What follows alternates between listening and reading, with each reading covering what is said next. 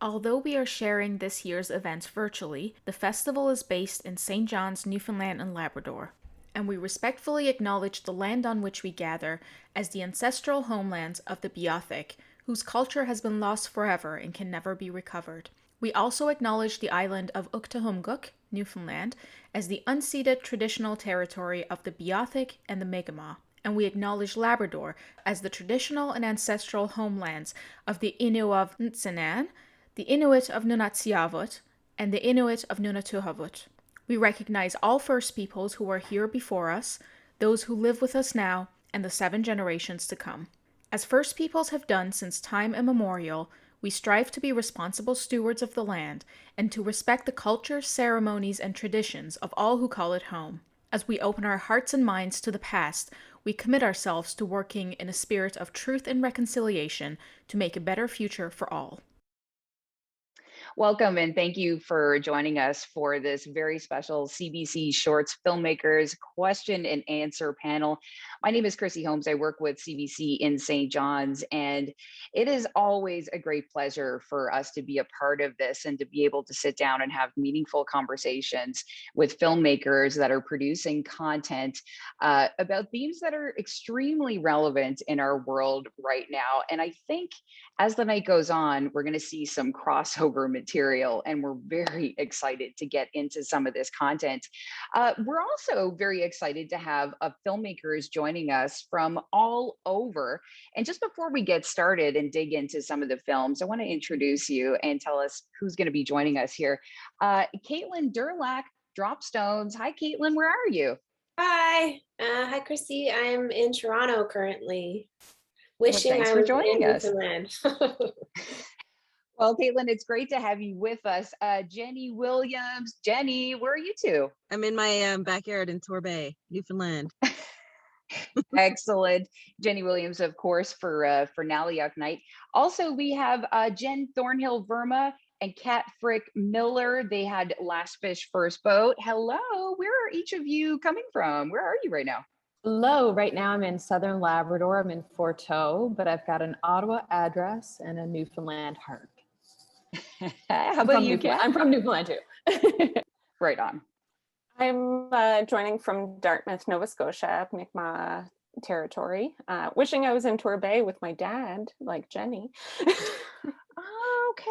Okay. So interesting. Welcome. Great to have you both with us here as well. Monica Kidd with the Storm. Where are you, Monica? Hi, I just got back to Calgary, Treaty 7 territory, a couple of nights ago after spending a year and a bit in St. John's. Fantastic. Great to have you with us. And Lynn Panting from Four Parks. Lynn, where are you two right now? I'm right in my dining room in St. John's. I was going to say, it looks sunny back there. You can't be in St. John's. I just think it's backlit. That's all. So great to have you all with us. And, in no random order, like I guess I should say in random order, I've just got the list here and I'm just going to go right into it. There's so much to talk about. And Caitlin Durlack, I think I'm going to start with you because Dropstones, the feature length piece that we saw that we've seen here tonight, Dropstones. First of all, I had no idea that that's what we call those big glacial stones, dropstones, but it really worked as great symbolism for exactly where you pick up for the characters and kind of as the viewer too. Like where did the concept, how did you begin with this story?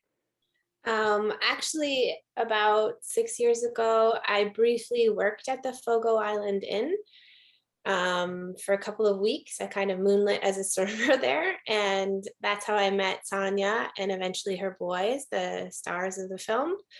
And that's also where I met a bunch of other women from the island, and I was really blown away, of course, when I first got there by the beauty of the place. But once I started to get to know the people and realized how life there was much more complicated and it required so much more resilience than just sort of the fantasy I saw as a tourist. And that's when I realized I really wanted to make a story about the women who were from this place and not just some of the more traditional stories that we saw coming out of the island about fishermen and that community.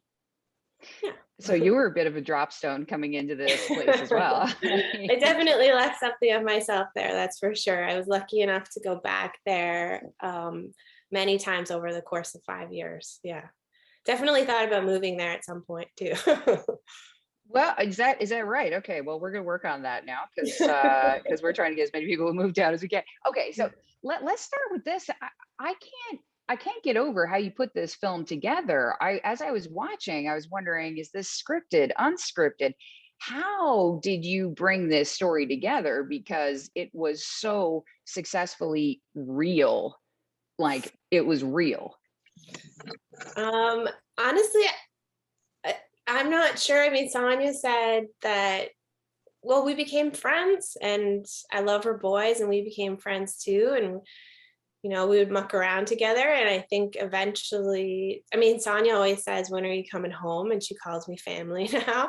And I started living with them at some point, especially when the weather got really bad. And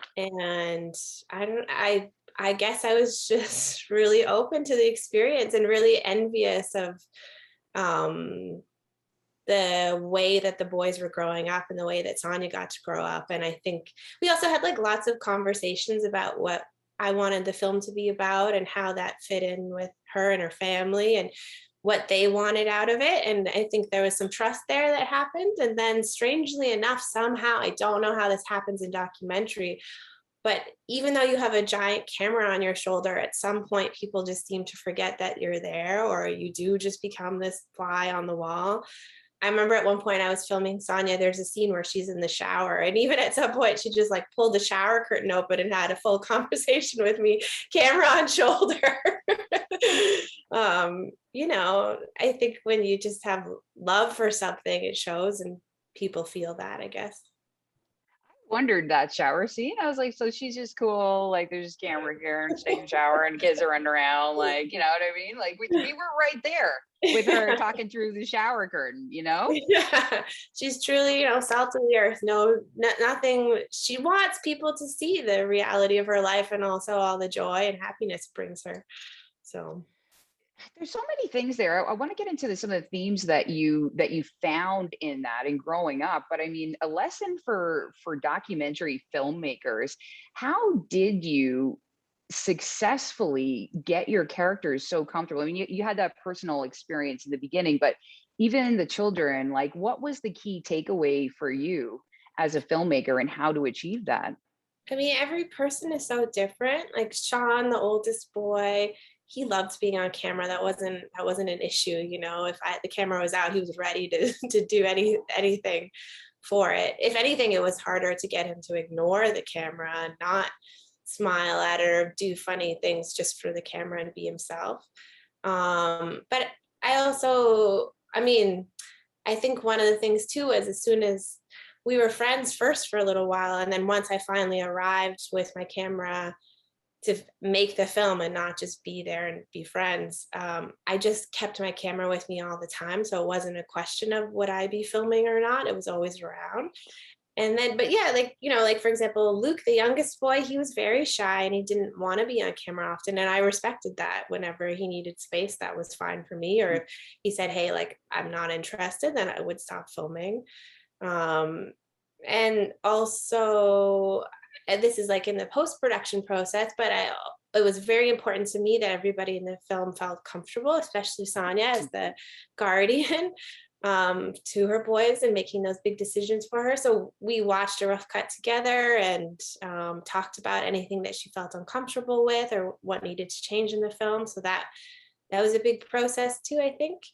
And then sometimes, yeah, knowing when to stop filming, knowing when it's not appropriate to put in a film in the context of cinema, because I mean, though the people who agree to be in a documentary don't really know what that means. Only the filmmakers have a sense of that, right? So they're putting a lot of trust into you, and you have to make sure you give a lot of trust and respect back. Well, and nothing breaks that moment quite like, can you adjust your mic, please? Like, how did you manage the audio? Because as soon as you go to apply that mic, people go, Okay, so now you know what I mean? It's kind of, how did you deal with the audio? Because that kind of Well, is the part where it can hook people, you know? oh, absolutely. I mean, I was lucky. I was so close to everybody. So often the audio is coming just from one microphone on my camera. And then sometimes I had a mic on Sonia. I think my post-production sound mixer probably didn't like that because the audio at times. But yeah, I guess stay close to your subjects. It is tricky. Or when your battery runs out and you're in the middle of something, or you have to change your memory card. But I had like a trusty fanny pack that I kept most of those things in. Right. Who here has a fanny pack? Yeah, we well, yeah, everyone's else is like, yeah, getting one. I need a fanny pack too. Like, what's really amazing to me is like, okay, well, let me ask this. Did you know that you were going to use this sort of hard, soft theme going in, like the rocks and the kisses and the hugs and the hardship and the, you know, the boys? Like, did you know that that would come through in the beginning? Like, did you know what this would be when you started, or did that emerge based on the content that you collected along? I didn't I knew Sonia, and I knew what she would be like on camera, and she's such an honest person, and she doesn't hold anything back. She just says it like it is. And so I knew that that would be there. And but yeah, no, I think for me, like having worked in the inn and experienced so many tourists who came from really wealthy backgrounds and were so disassociated with the land. Like I remember one guy came into the kitchen and he held up a carrot as if it was a rabbit that he had hunted himself, or a deer or something, you know? And it was just a carrot that he'd pulled from a garden that he hadn't even planted. And he was just so thrilled to have the chef cook it for him. And I knew right away that I wanted to tell the story of the reality of this place, that it was full of love and warmth, but also really hard. And you're living in a remote environment where there isn't a lot of work. And in the winter, you're stuck inside. And so, and the landscape dictates that too. So I guess I had a sense of that, but there were definitely a lot of surprises along the way. And I didn't realize that I would finish the film and feel like there was a part of myself that was missing, but I didn't even know that it was there before. Hearing Sonia talk about how this island was the only place or person even that she could trust, that it's the only thing she knows that she can come back to, and that she wants to give that to her boys. And I grew up in the suburbs outside of a city. Like, I don't think back to that, my suburban town, as a place that I can go to when I'm in need. And so those were things that really, I had a sense of that, but I didn't realize it till I got to live it and hear about it firsthand. As someone that grew up in downtown St. John's with a keen awareness that I don't know Bay life and I don't have those skills, I got a view in how that develops. Like, I feel like anybody that grew up in suburbs or like in the middle of a city, you got this like, wow, this kid's so talented. He knows how to gut fish. He knows how to find he knows how to find the cod tongues. He's like developing his craft, trying to get the cod cheeks out, which apparently, and he's going to work. The kid works. Right? Like the supervisor finds him throwing fish heads. Mom says, you can't be throwing fish heads at work. Like, come on, by. But how old was Sean when that was going on? Like, when he was actually going to work and stuff? You have to be 12 to get that job. So Sean was 12 that summer. Yeah. But at the same time, like, he's on a boat and a whale comes and he's scared of the whale. So scared, and he doesn't really know how to swim, and it was so fun to watch. I mean, the first time we tried to go fishing, it was foggy and he was so scared. We couldn't even go out. We went out probably 100 feet and then had to turn around. So this like, so beautiful watching kids embrace their environment and learn from it. Yeah. And becoming an adult, like becoming a man, and the mom kind of guiding that, like even the moment where she's, teaching him patience, roasting the marshmallow. Yeah. Or, you got to earn your money, right? You buy it. And he said, oh yeah, more money, more gas, when he's shoveling for $5. And she's like, no, you agreed to $5. You can't go back. Like, that's the deal, man. Like, and like all these like moments.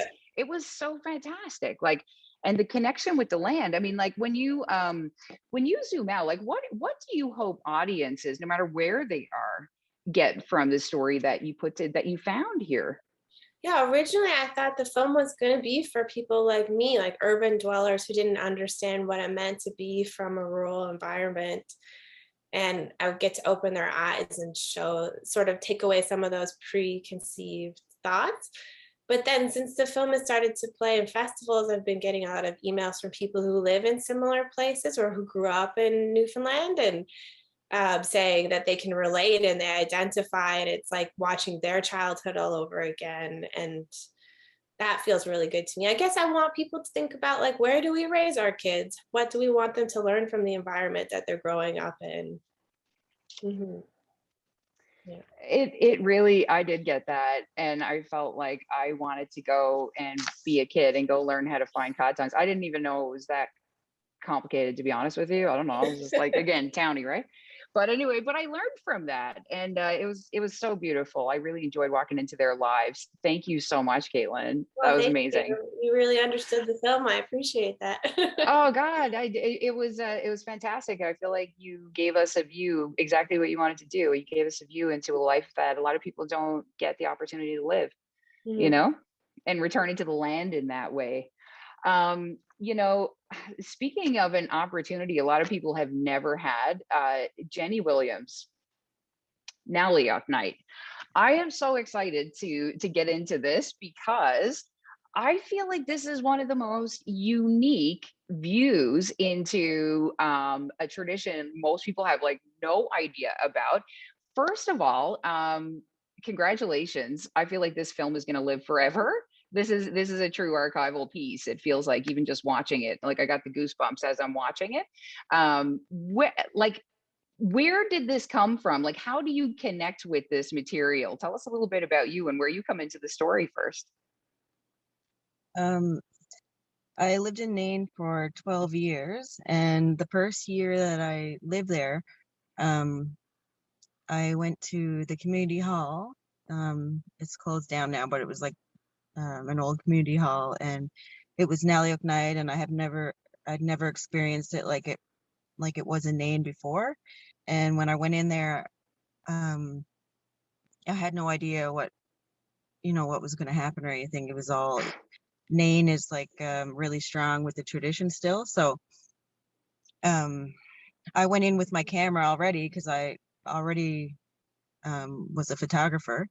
And so I went in, I was doing a little bit of filming with my camera, and I was taking tons of pictures, and um, I just fell in love with that night. The first experience was amazing. And then every year after that, I was taking pictures, and like, well, the first experience after that, like I had to know everything I could. I was just so amazed by it, and I just loved it so much. The experience of that night that I had, and so I did a lot of research on it, and throughout that year, and then the next year I went back again. I took pictures, and every year for 12 years, I did the same thing. I was taking photos, and I wanted to do a different way each year. Like one year I would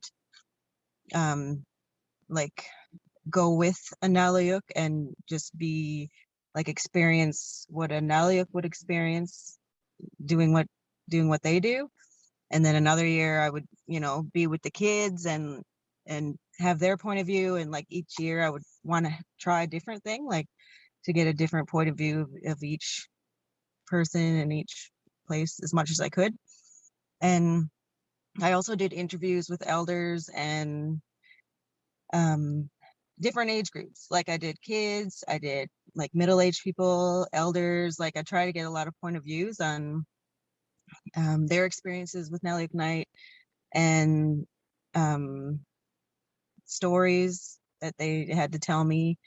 And I started working on a photo book, and then I thought before I moved, because I moved to Newfoundland 2 years ago. I've been here for 2 years now. But before I left, I thought, like, I really, really want to make a film, like for my last big thing, my last final thing for Naliuk Night for now, as I'm living in Maine. I have to do a film because I did a lot of exhibits and stuff around Canada and in St. John's and at different places. And I always got so many questions, and I try to explain it the best I can, but you kind of need like a longer time, like not just when you're at an exhibit and you're trying to explain what Naliuk Night means and how it's celebrated and everything. I never had enough time. So I was like, I got to make a film, and I have to put in there, I just put a little bit in there, explaining the night, not too much, like just there's some sentences at the bottom of the screen. So that's how it came about. So just falling in That love with. is, yeah, that is so interesting to hear that, because okay, so you must have been tempted to mix, if you had the elders and you had all of that, like if you had that material, you must have been so tempted to use it. But what you did use was a total immersive experience. It was actually less says more. Like I was there and I was like, wow, like the faces on the kids. But you know what I mean? Sorry, I'm going to get back to the beginning. I have so many questions too, just like everybody that's ever probably seen your exhibits. But like, was that difficult for you, or why did you choose to make that immersive, black and white, and put the viewer like in the seat in the way that you did? I chose black and white because if anyone has seen my photography, it's always black and white. And I do a lot of like portrait photography. I do a lot of like people doing everyday things in everyday life, like showing how life is. It's always in black and white. And so I knew when I did this film that I wanted to like bring my photos to life pretty much. I want the film to be just like my photography, but it's like moving. So if you look at my photography and look at the film, it's very similar. And the way that I filmed it too was very similar to how I would take a photo. And that's what my goal was, like to make it a lot like my photography and a lot like how I like to take pictures, like of real life, and like to feel like you're right there when it's happening. It was stunning. The opening, from the opening shot, stark ice, the characters, what, like these, I guess they're men, are they? I don't even know. Were they men? Like who's in there? Who's in those Nobody costumes? nobody knows. They're not costumes. They're real spirits. They're not masked. They're not like in Nain, they're real to people. They're not, They are so real. nobody knows who they are. They could be man or woman. It doesn't, it's nothing specific. And Huh. it's not like mummers where you're like trying to figure out who they are. Like nobody Yeah. tries to figure out who they are. It's just they are who they are. They look like that, and that's it. Like no one's trying to figure out their names or anything. Jenny, you just made me realize that I was making, you just nailed it. I was making that mummers parallel right away. And with everybody trying to figure out who it was, and like watching, okay, I'm kind of getting ahead of myself, but watching the physicality of the Naliuks, I was like, they're athletes. It was wild to be able to move like that in what they were wearing on the ice in the middle of the night. Like the physicality was amazing to capture. Can you just talk to me about like what was it like to be so up close? Like I felt the way that kid felt. I think there's this little kid, like at one point when the Naliuks come into the house and there's a baby just looking, and all the children are just looking, like you're kind of scared, you don't know if you're excited, but you're going to be really good, right? Like the emotion was so curious to me. Like what does it feel like to be around them? Well, the thing is, you don't know what they're gonna do. Like you Yeah. don't know if they're just gonna shake your hand, because they might just shake your hand, or if they think you've been bad throughout the year, you could get hit with a stick. Like that's what it's used for. Parents use it throughout the year, and people don't just talk about it on January 6th. Like people are talking about it all throughout the year, saying you better be good, you get better like respect your parents, respect your elders and stuff like that, or else like on January 6th, you're gonna get hit. You're gonna get or like you could also get treats if you've been good. If you've been good and you feel confident you've been good. They sing a song. If they sing a song, they have less a chance of getting hit. A certain song and then to it. And they also give out treats, like when they go in the house, they'll give a little treat bag to the kids, and and then there's a chase that happens like separately out in the town. So it's like there's an evolution of the night too. Like at first, welcome, welcome. There's, the song playing and everybody's kind of respectful and here they come through. But yeah, like what is the sequence of events? Like how does this go down when the Naliuk show up? So they come in off the ice and they come into town off the ice, and then the community members are all gathered in the middle of the town. So there's tons of people of all ages. There's adults, babies, teenagers, everyone, all ages are there at this point. And then when they come in off the ice, there's some chairs in the front, and then they have like a brass band that's playing behind, Nain brass band. And they sit in these chairs. There's usually about 4 or 5 chairs. And these ones are like the best looking ones that you'll see of the night. Like they came in and they're like amazing looking. And so in that part of the night, everyone sings to them in Inuktitut, and sometimes there's treats like thrown out into the crowd for the kids. And then everyone, after the singing's done, they go along and shake all of their hands in a row. You'll see that in the film, like everyone's shaking their hands, saying Happy New Year, wishing a new year for the next year that's coming. And so after that, people go home for a little bit, and then about a half hour later, maybe the little babies and stuff go home, and like the toddlers, and some toddlers might come out, but you'll see like little babies not there anymore, and about a half hour is like teenagers and some adults, and the ones that are able to run away, I guess, if they need to.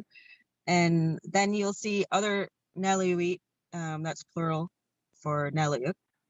They come in from all different spots. Like they'll be coming from a different street or around the building, or you don't know where they're going to come from. They come out from the woods. There could be like 4 or 5 coming at the same time. And so at that time, they'll come up to somebody and they'll either shake your hand, and sometimes the kids are singing to them still outside, or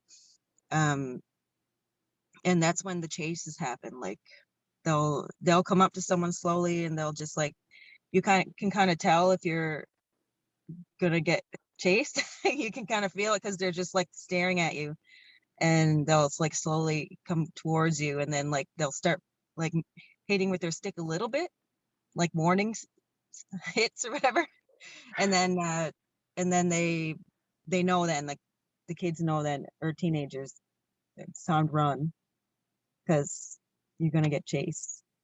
And then when they do, all the other kids are screaming around them. They're like, it's an exciting thing, scary, exciting, funny, like fun. All the different emotions are happening. Like the kids are like cheering the other kid on to run faster, and like run, like get away. And the other person's, the teenager or whatever's, trying not to get hit, so they're running as fast as they can. And the Naliuk is so fast, like you can rarely get Yeah. away from them because they're so fast. Like it's really hard to get away from them. That's the thing that I was like, it was sort of like you get the sense that they can smell or something, like they're operating with like an animal, some kind of animal power. Like the watching how fast they went with zero visibility, and the aim, like they only hit under the knee too. Yep. Is that it? Is that a thing? Like it's not meant to hurt, but just, I guess, a warning Yeah. shot, like you say. No, it hurts. Does it? Yeah, Yeah, I suppose it I can was hurt. getting hit It with a can hurt. stick. There is But some I warning noticed he shots, was like, but there's hurting ones. Yeah, what? there's some warning shots at first, but if you do end up getting caught, then yes, you can get a bruise on your leg. So like what happened? Like where did this come from? Where does it like what did you learn about the origin of the Naliuk tradition? Like how did this start? There's so many different ideas on how it would start. So like um the research that I've done, I don't have a specific um story on how it started because there's a lot of different I've heard a lot of different stories from different people. So like I don't usually just want to pick one and say like this is how it started, because like someone else might think they might have heard a different origin from their family members. But I know that it was being done in Hebron, like before Hebron was relocated. So it was a thing in Hebron that was done on January 6th. And then when Hebron was relocated to Nain and Makovic and Hopedale, so now it's pretty strong. It's very strong in Nain, and also Hopedale and Makovic does it too.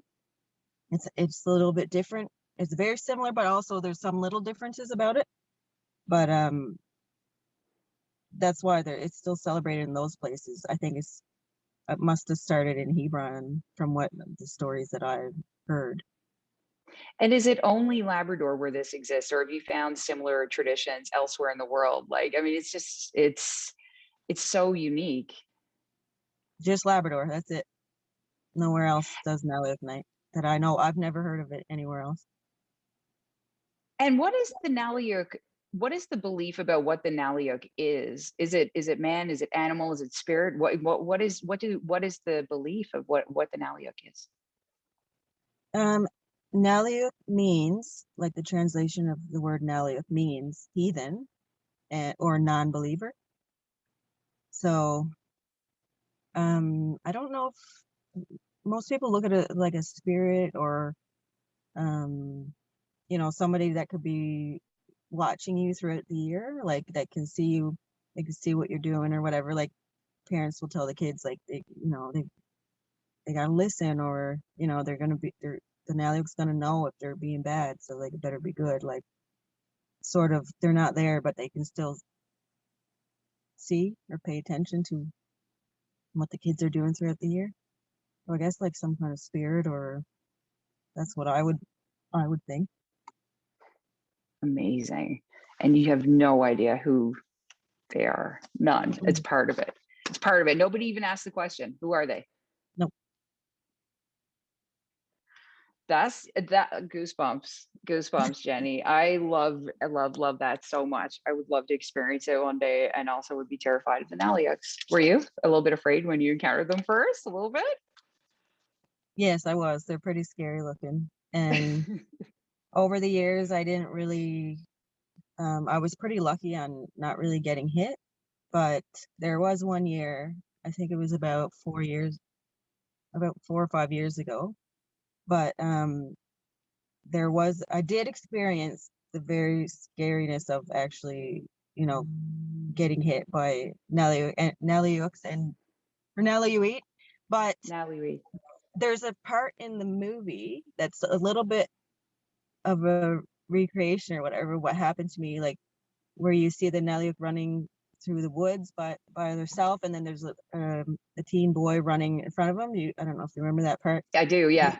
Yeah. Yeah, and then you see the Naliuk looking downwards, and you can just see his face and trees behind him, and then you can see the young man getting caught and like falling down and Falling. Yeah. getting hit.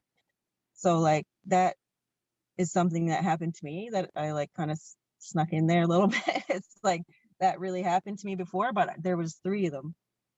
So I put it in there with one, but there was actually 3 when it happened to me. So I did experience like a scene that was happening in that, like it happened to me. So it was kind of cool to have that in there too. Like I did experience the very scariness part of Naliuk Night in my years. I was pretty lucky the other years, but I did experience this. How did you make them stop? Did you start singing? They just stopped like after a few, like after a little bit, they would just stop, and I would just run away again, like I would just have to accept it, and there was no way I was going to get out of it. So I was just, you just accept it and run away when they're finished. That's all. But were you bad? Like, did you do something, or were you at that point trying to think like, what did they see? What did I do? Like, what is the human reflection after? You know what I mean? The point, the take home for you. Yes, better be good. Like, yeah, I'm sure a lot of the teams are like, oh no, like maybe some are more worried than others, or you know. And if they get hit, like, oh, I better be better this year. I better not be, whatever I did Mm. last year, I better not do it again. How'd you feel when you saw it done? How did you feel when you actually watched it? Um, I felt like I did exactly what I wanted to do. Like, I wanted to make it feel like somebody was there experiencing. There's Anthony. Experiencing the night as they were there, like I was. Like, that was my goal. And when I looked at it and finished it, I felt like that's what it was. Like, I felt like I got the look that I wanted, like my photography. I got the feeling of being there. And I also I worked on the music too, so I recorded some throat singing and Inuit drum, and worked with the composer Sarah Harris, and we worked together and created the music ourselves and everything. So just seeing that come together with like the picture, with the film and everything, I was very excited when I seen it for the first time on the big screen. The sound, actually, I thought about that too. The sound played a big role in that piece. Like, you were pretty sparse with the use of the sound. Like, you used so much natural sound. I felt like I was there. Like, it worked with the immersive experience because it gave you the sense you were also holding your breath a bit. Like, those kids, all the babies. I couldn't get over the look on the babies' faces when they saw, you know?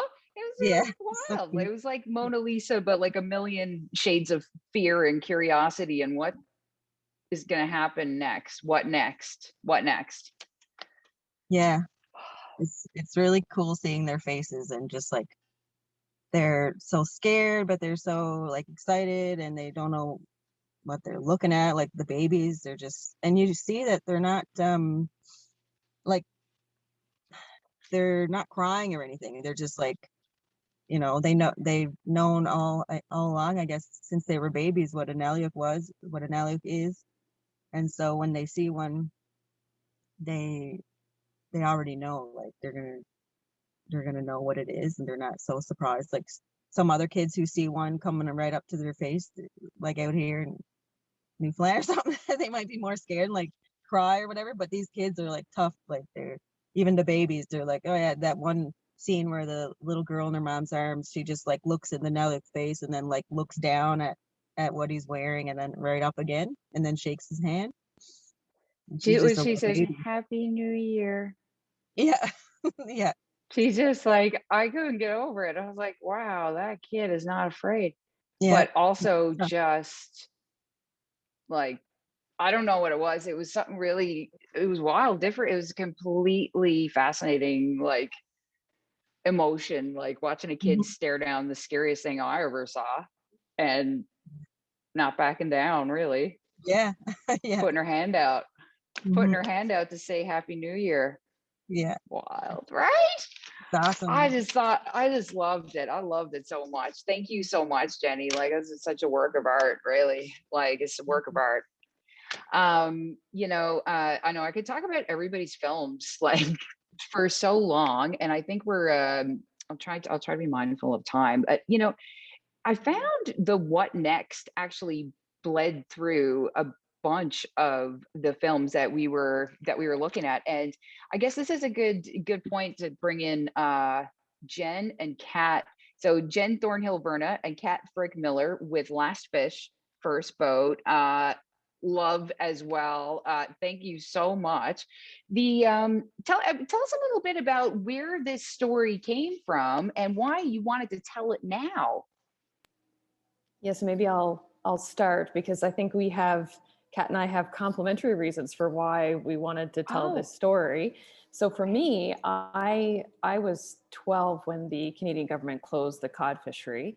And so at a time when, I was forming my identity, I felt like the province was losing its identity. And I moved away, I think like so many Newfoundlanders do and continue to do. And I probably didn't think about it very much until I got to a point in my life where I thought, if I don't ask my family members about this, my paternal grandfather was the last fisherman in my family, then I won't know this history to share with my own kids. And so I wrote a book in 2019, and the story about Eugene or Gene Maloney was a story that just really resonated with people. He had such character, and that came through on the page, but I think the film gave an opportunity to bring him to life, and he's living in Bay Bulls, and he continues to build boats in his 3 woodsheds overlooking the harbor there. But it gave us an opportunity to, have his words be spoken aloud. And I think as we approach next year's 30 years since the cod moratorium, and if we want the next 30 to look different than the last 30, and I think we have to, if we want to have wild fisheries, then to me, it was important to bring the story to life. But when I reached out to Kat, you had kind of a different interpretation of why you felt that Gene's story was relevant for you. Yeah, so Jen, I will say that when Jen reached out, we didn't know this was going to be a film. We knew it was going to be a collaboration. Somehow it would be visual combined with her story. We kind of pitched it to Canada Council as maybe a digital storybook, but luckily along the way it became a film, and it's kind of surpassed our expectations in that way. When Jen shared Gene's story, it was June of 2020. And so we were all kind of saying, what does our next 6 months look like? Or what does our next month? I don't think we knew that things would change as much as they did for as long as they did. But Gene's story was a big pivot. It was this big, suddenly he's not going down to the wharf. He's not seeing all of his fishing crew and his buddies, and they're not mingling and talking about politics and what's going on in their lives. And when I thought about that more social aspect and economic aspect of the cod moratorium coming into effect, it really reflected what we were experiencing of trying to flip our lives and work upside down. And there were some key quotes in there, like, I didn't know I had a lawn until 1993. Suddenly everybody, I was walking around the neighborhood in Dartmouth going like, oh, look, they're putting in a garden and they're doing this. And everybody was really digging into those home improvement and garden centers sold out in days. And there was that part that really connected to me. I'm not from the East Coast, but my dad is from Bible Hill, Truro, Nova Scotia, and I did spend summers here, so I've always had a connection to the East Coast. Now I live in Nova Scotia. The history of the cod fishery has always really appealed to me, and I had often gone quite a bit far back in the 1800s looking at women's role, but to find a story that had so much relevance for what we were going through today is what really drew me in.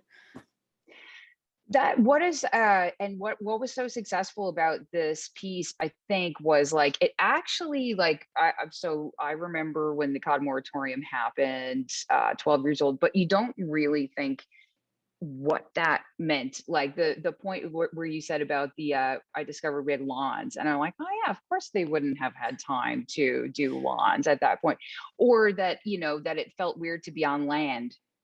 Like to feel weird to be on land during this time, right? Just a texture of life that never would have occurred unless, to me anyway, Well, this is it. It's his career, and he considers himself, and I think he is one of the lucky ones, where he stayed in Bay Bulls and he was able to continue to work on the water in a way by building boats, and there was still a need for that. But 10% of the population left. You could argue that Newfoundland Labrador has never recovered from that demographic shift, and it continues to shrink while other parts of the country grow and the country grows. And so we're still living the ramifications of that. The fishing communities, and certainly the fishers, right? I mean, it's unbelievable to me. I mean, I really wanted this film to be an entry point to start a conversation, because wild fisheries makes more money than it ever has before. There's fewer fishers, there's fewer fish. And I think we've got to contend with those ghost effects of poor past management that got us to the cod moratorium.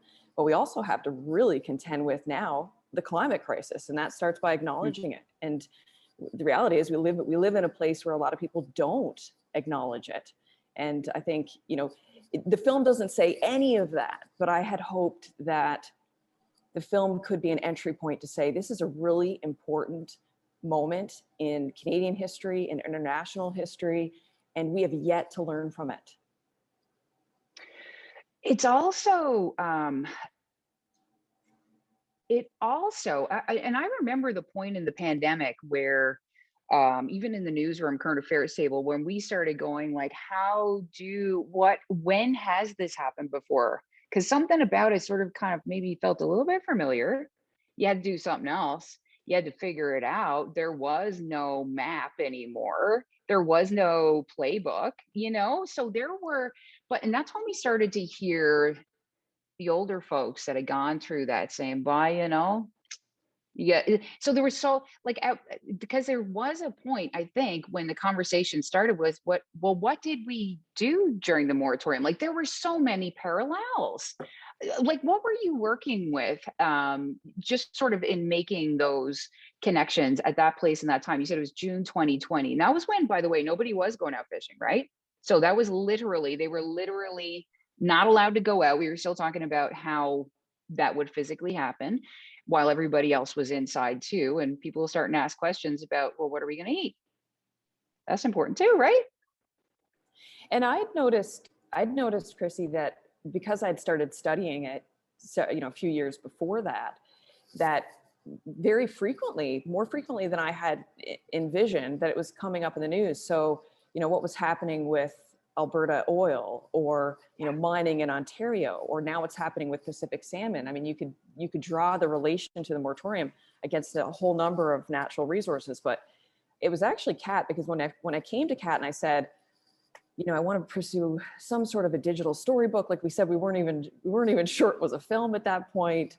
I wanted to relay a story from the book that had universal meaning, and it was CAT that landed. No, this is the story, because we all understand now what it means for your life to change overnight, and for your day-to-day to be thrown out the window, and to be able to pivot. And not a lot of people could. Obviously, there's been a lot of mental health and isolation issues, and I think what was so brilliant about Gene's story is the hope in it.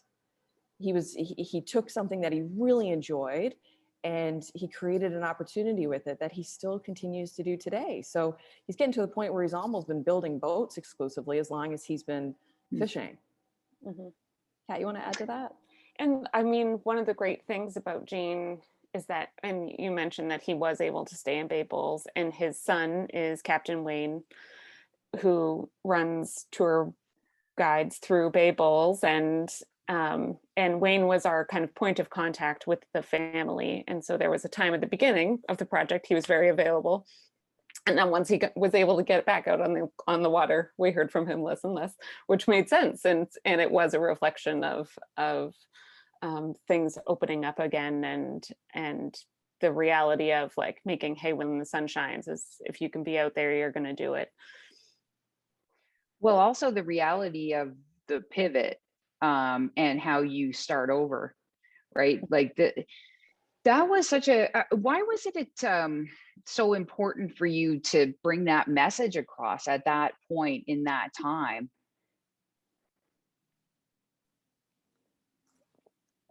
Sorry, Jen and I are still working on our routine. I know I'm being purposely vague, because I'm like, I don't know who's going to pick up on what. Yeah, I think looking at it it's nice that this isn't necessarily a COVID film, which going through some film festivals, there are a lot of those.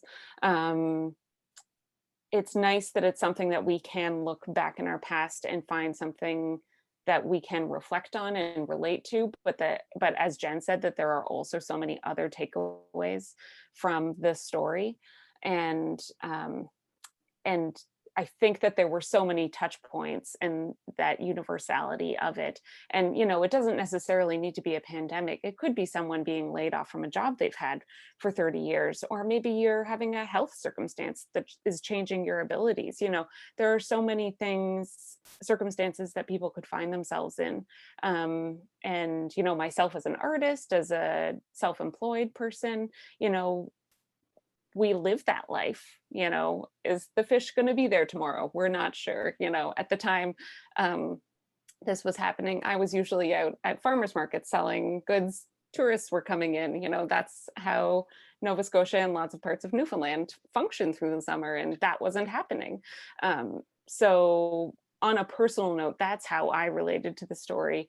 But it's been really great to see. We've shared this in classrooms, both in Ontario and most recently in Bay of Islands, West Coast, Newfoundland, with some kids, and to see the different touch points that they draw from it. And, especially in Newfoundland, the kids are saying, well, my dad's a fisher. We fish cod. I didn't know that there was a moratorium. We asked them, do you know what the cod moratorium was? And they say, is that a place you can go fish? And and so to realize the value of sharing this story, to get it out there for other generations and new people coming to Canada. I'm sharing this with folks in the States, and they didn't know that the cod moratorium existed. So there's a lot there, as Jen said, there's a lot that the film doesn't say, but there's so much other information we can present to people in support of it, that this is one point. You want to learn something more, here's 500 other topics. Yeah, I mean, because for me, I come back to, there's, Jean's obviously a story of resilience, and there's also a big theme in there about identity. And, I felt that when the cod moratorium happened, and also just coming back and revisiting that history, found that some people came into their own when the moratorium happened. People like Jean, and other people left, and they, carved a new path. I think too, I hope that this creates an entry point so people say, oh yeah, that moratorium is still underway. It was meant to last 2 years. It's still happening. And this fish, that it represents the greatest numerical reduction of a species in Canadian history, is still around. Like, if anyone's, resilient, it's the fish. And I wanted to relay that too, because we still have an opportunity ahead of us to help support a course correction that unfortunately didn't happen when the moratorium happened. So interesting. And like the threads, like I actually really liked how your film, you like the what do we call it, the how to get the tongues out and stuff, and and how connected with Caitlin's. I actually, one informed the other too. I just had to point that out. I was like, I don't know if you guys noticed that. But it also, Jen and Kat, fantastic work. There's such a legacy with that, and a lesson like for what next, which I think also connects with another film, which Monica Kidd's film as well, The Storm. There's so many parallels here, and I'm so grateful we're all here together. First of all, thank you, Jen and Kat, for telling us a little bit about that. And Monica, The Storm. So The Storm, just as a visual overview. So you're a prairie girl. Grew up on the prairies. Yeah. Spent a long time in Newfoundland. Yeah. Fantastic. And okay, and you're a doctor and you're a filmmaker. So how did all these worlds come together for you? Or why was it important for you to, go into film? Or which one came first, I should say? Film came way before medicine, I guess. I used to work for CBC Radio in St. John's, and I got involved with NIFCO, the Newfoundland Independent Filmmaker Cooperative, and I did, some filmmaking courses through them. And I was looking back at it, actually. I've been making short films for 20 years. I'm not sure how that happened, but mostly just, on my couch, on my laptop. So this was the first experience where I got to have, a team and a budget, and it felt really amazing. So I guess it sounds a little bit cliche, but the storytelling came first, right? And I write books, and I'm a journalist, and I make films. And I think that medicine is also all centered in story. Really? I didn't know that. I wonder if is that your background as a storyteller that sees that, or is that something that you find in the medical field that the story is there? I've no idea. Take us in there. I guess when you're a hammer, everything looks like a nail, I suppose. But everything, like if you even just think about sitting down with your family doctor, it starts with you telling your story. It starts with you speaking and someone listening for facts, but also experience and intention. And a friend of mine is a psychiatrist at University of Toronto, and he likes to say that medicine is a narrative act.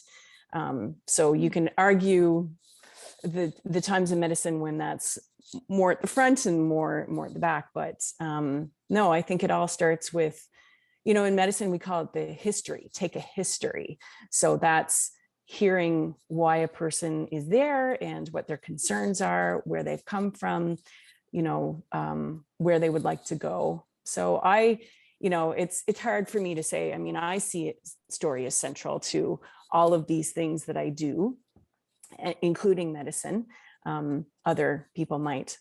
Other physicians might disagree and say it's all about the technology. Who knows? But that's the way I see it. That's the way I approach it.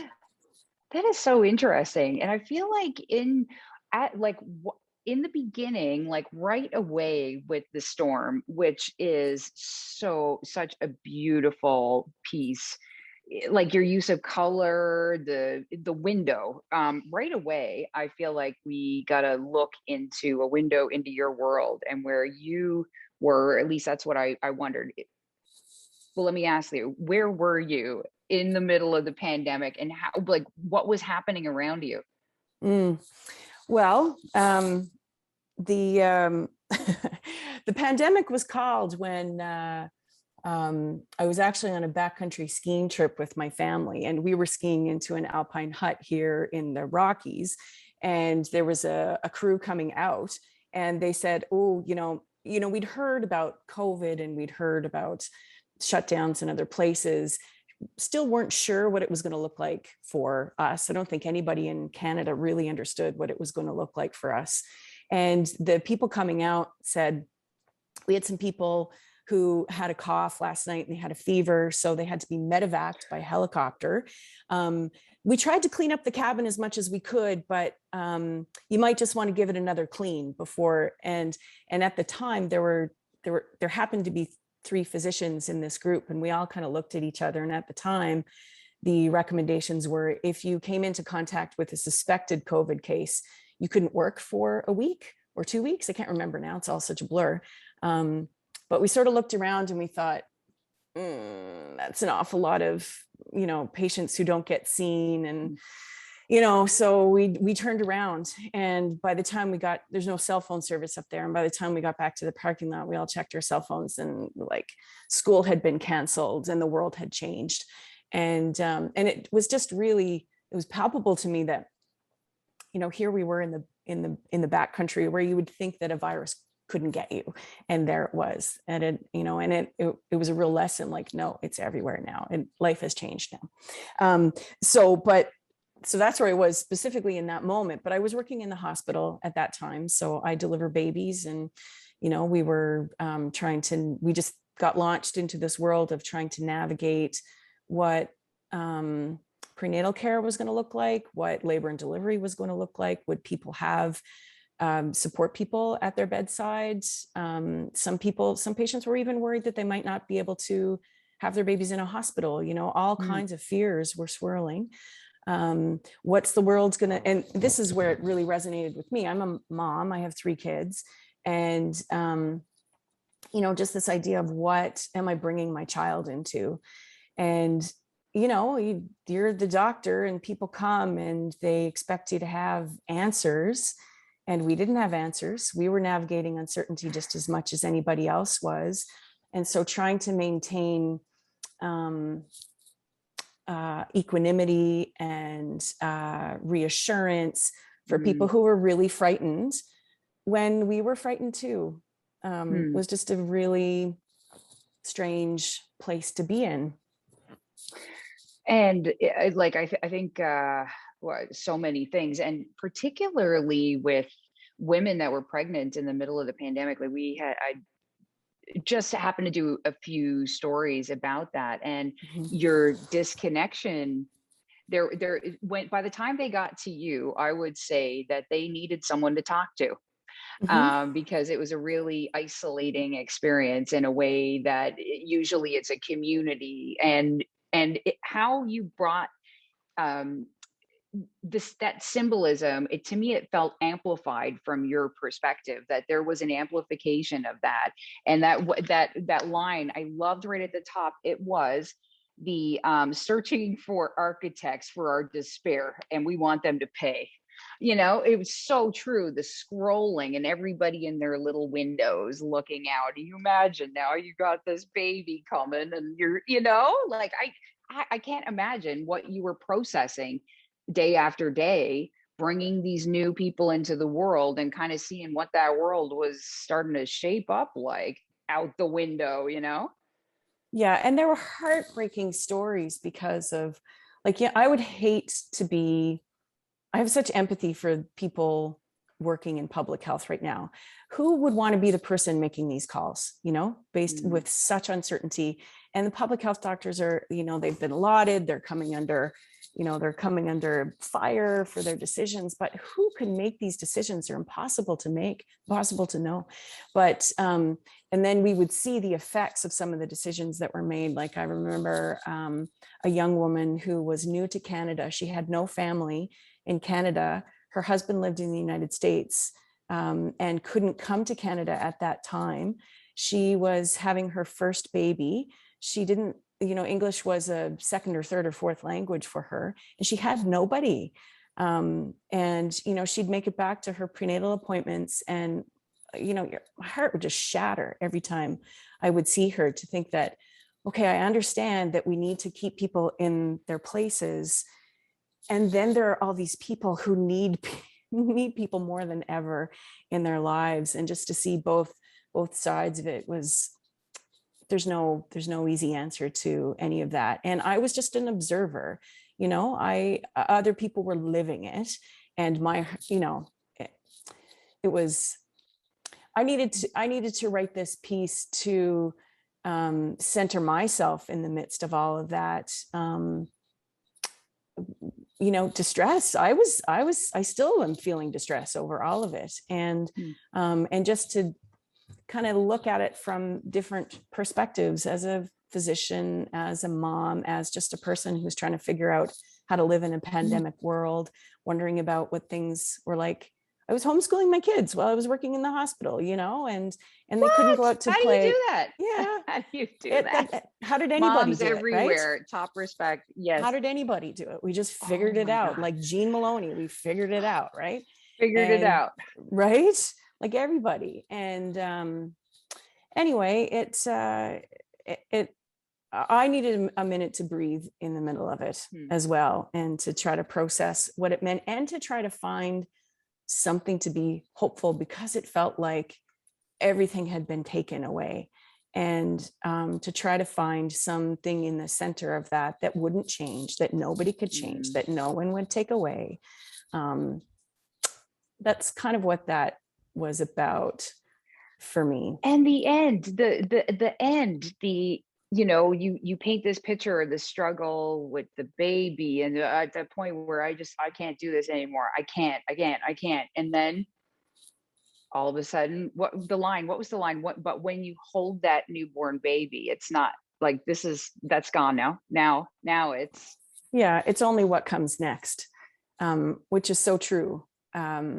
Because I have 3 kids. I've been to that moment too, where you're like, no, I don't know, just take this child out of my body. I can't be involved in this anymore. And I am often there with people when not everyone has that experience, but I would say the majority of people do. And it's often almost when people say I can't is when it happens for them. Hmm. And there's some kind of submission to, almost like what Jenny was saying, like you just have to accept what the Naliak is going to mete out on you. You just have to accept it, and you can't fight it. And I'm not saying it's wrong to fight. Lots of times you have to fight, but there are times in your life when you just have to submit, and you have to say, I'm going to pass through this with as much grace as you can find. And then you're given a gift. And whatever, and then it's moving on. We're going. This is it. What's next? I love that. And it just ties in. I love how all these themes kind of tie into that resilience and the starting over. And we can do this because we've seen so many examples of rising to that occasion.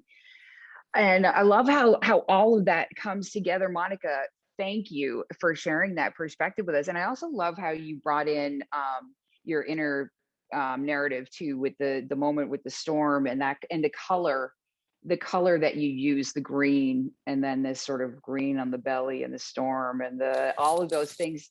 It connected so beautifully. I have to say that Visually. is all Duncan Major. He's not on the call right now. Duncan Major is Duncan, woo, woo. who animated it, and he is such a tender soul and such an amazing artist.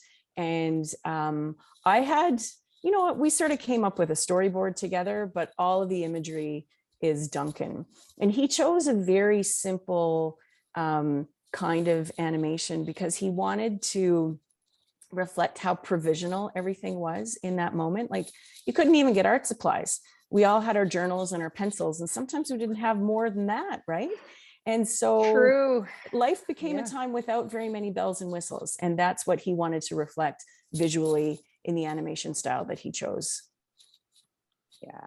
And the use of color really did it. Monica, thank you for sharing that perspective. Last but definitely not least, we kind of like have been threading the needle here right through the pandemic kind of theme stuff. This is not a pandemic story, but it kind of is. Like, okay, tell us a little bit about the concept that you started with 4 parts. Well, sure. We've already alluded a couple of people to like picking up different hobbies during lockdown and the pandemic. And so what I did is very impractically formed a movement theater company during the pandemic. And we launched with a series of 51-minute dance films. And so then when it kind of became time to work on a collaborative piece and kind of do what we wanted to do, and the collective is called Untellable Movement Theater. And our whole thing is dance pieces in unconventional spaces, and kind of the technical element became the unconventional space. And one of the lines through becomes the tension between live performance and technology, and how they vibe off of one another, and how they conflict, and how that can either, how that experience can be heightened. And so with 4 parts, what we were looking for was a way to create a piece that we would be able to perform it and rehearse it socially distant.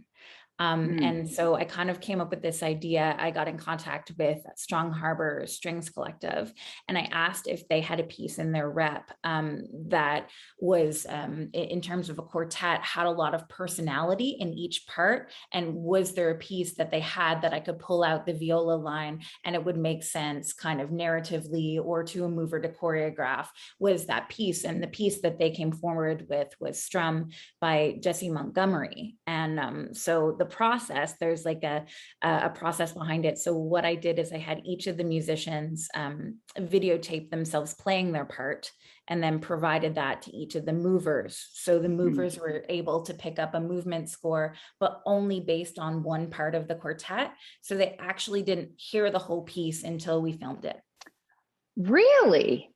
Okay, that is so interesting. I was wondering how because when I started to break it down, you having to execute this, like there was a lot to consider. Like even Well, first of all, the movers and the musicians, like pairing, like, was there any process in pairing who up with what? Like, how Yes. did you pick who was going with who? Well, sure. I've also been an arts educator for a long time, and I think that gives you a shorthand in like psychology and casting. Yes. So, and you know, St. John's is a small town, and we did it here. So, what I wanted to do in terms of the movers was to choose dancers at different ages, different stages in their career, with different backgrounds and different styles that they specialize in, Mhm. and then I tried to pair them up with the line of music that I thought they could best interpret, but also the player that I thought their energies really matched well with, and it just so happened that all of those pairings were really beautiful. Well, because when you actually technically go around, at first, the first time I watched it, I went, oh, it moves so seamlessly. And in some ways, like if I were to describe it to my partner, he said, what was this film about? I would say, well, it's kind of like you're in the middle and you're kind of doing this circle. And he said, oh, do you get dizzy? I was like, no, actually, no, you don't. You don't get dizzy. But then when I think when the camera is going to land at each one of these things, like technically you had a lot to coordinate, even in your prep. Sure. And in the editing, mostly, I'm very lucky to collaborate with Richie Perez, who's the videographer and editor. And Richie has a background in music. And this is our third project working together. So we're developing kind of a shorthand and a style as I think we progress and grow together. So for this, we knew that we did want to play with the tension of film and live performance. And what ends up happening as an audience member, if you're watching a dance piece on stage, your eye can drift. Ooh, I'm kind of attracted to watching this person on the left. Ooh, I want to zone in on this person's hand. You're able to really direct the eye, whereas in film, that's kind of the director's job, is kind of choreographing the audience eye. So kind of playing with that tension. So we're circling, and I might have wanted to stay on first violin for a little while, but I'm going to give you some cello instead. And so there's actually two versions of this film. The version that we've curated for you, which you know, is beautifully shot by Richie, I will say, and it's just aesthetically really, I think, pleasing to watch. And then there's actually an interactive version, and maybe we can share the link, where you can stand in the center and circle around and create your own experience. So I want to watch the person on the left a little bit, and I'm going, okay, so I can just stay on them the whole time. That's right. That must have been tricky to make too. Well, why did you want to have that option, the interactive? Well, because I think I am based in live performance, and that's kind of my home base is in theater, and even more so than dance, quite frankly, live theater. And I like the idea of choice, and I like the idea of your audience being a little bit more immersed in the work that you make. And I do think there's freedom in making a dance film as opposed to a documentary or a narrative, that you can kind of play with the direction, and it's a little bit fantastical. And so that's Mm. kind of what I'm thinking about, is how can I place my audience at the center? How can I choreograph the audience? As well as what you're at, the media that you're actually seeing on the screen. And so even for me, if someone was on their phone and doing the interactive version, they're kind of dancing too. Or if you're wearing a VR helmet, you are becoming part of the piece. And so, you know, I'm a Mm. body designer, I guess, by trade, Mm. not just the people on the screen, but also the people that are watching. That is so interesting. I love how you like you're taking us inside your view and how you construct that, like not non-dancer. That is fascinating. And actually one other thing I want to ask you, for some reason, as soon as you like say, you know, news crew comes in, we want to tape a piece of a dance or a theater thing, it's always really tricky to make it look authentically the way that it does to your eye when you're in a theater. Like, what is that? You mentioned right at the top, that tension between theater, live performance, and technology. Why is that so tricky? Why? For me, and I'm sure a lot of other people have a different opinion, but what I find so magical about dance in particular is bodies in a room. That's a very narrow definition, but for my purpose, I think it'll make sense. It is really like there is an intangible connection, and there's a magic that occurs when you see like really a very true presence of a human being. And that connection can get lost when you put a medium in between, when you turn it into a cell phone, or put it on your laptop, and it becomes static. So you've taken something that's very organic, and very real in the moment, and then you just kind of put a layer of glass in between us.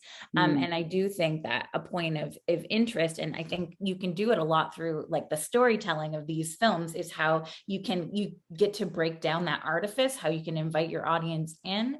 But for me, who's primarily working really, my storytelling is only visual, that I can break it down by maybe changing the perspective of where the audience is. So again, when you're setting up for theater, you are setting up a way and offering like a rectangle. But if you were in the moment, it might feel a little truer to be part of it, because that's what live performance is. It's not separate. The audience and the performers are the same thing. But in this, you said only visual, but so sound dependent in this piece. Yes. Everything about it. And that one moment where like I felt like I was trying to pick a favorite dancer. Like I found myself going like, who do I resonate with? I'm going around and around and around. And there's this moment where one of the I'm calling him dancer. You're using mover. Doesn't matter. Like, is it okay if No, I either is fine. where she can't take it anymore, and she starts to tap dance, and she all of a sudden breaks in, and she's part of the music right now. I got goosebumps at that moment, and I turned it up, and I like, how could she resist the whole time? If she had that skill, how could she resist that? And then she resisted for the rest of it, because I found myself going, is she gonna get, like she had to, that what, like, why was it important to, like, what did you feel when you saw this, when you saw that? Tanya Lasby is a fabulous musical theater tapper performer, and she's just a light of a human being. And she's not wearing tap shoes; she's just wearing little soft shoes, because we wanted to be respectful to the composer, obviously, and we didn't want to create a percussive element that didn't exist in their score. So we just kind of reached out and asked if it would be okay, and she was delighted. So that all worked out. So at the very beginning of the piece, that's the viola part, and the viola has a really percussive element at the beginning, and Tanya kind of is the one I feel that kind of leads us into the story. She really can't resist at that point. She has to kind of break it out and bust it down. What do you want people to take away from this? Oh, wow. I want people to be immersed, I guess, is the idea. So you're kind of caught up in the eye of the storm. And I think I want people to consider difference and harmony, and really allow yourself to just be taken away in this swirl of activity, and enjoy, I guess, the beauty of human performance. Well said, Lynn. It's been such a pleasure to be able to connect with and hear sort of what informed all of your pieces. Well, I can't thank you all enough. Congratulations. It's been great speaking with all of you. Kat, Monica, Lynn, Caitlin, Jenny, thank you. Congratulations.